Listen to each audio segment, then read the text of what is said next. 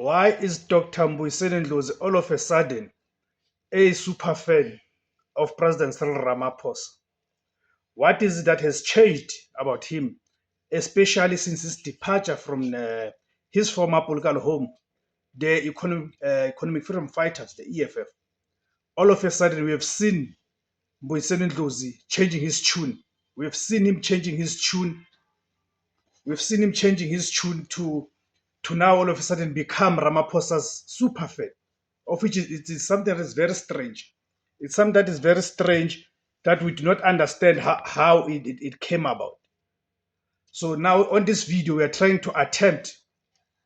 making an attempt here to understand that why is Mbuyiseni Ndlozi all of a sudden a Cyril Ramaphosa's fan? And we'll take you back to his tweets.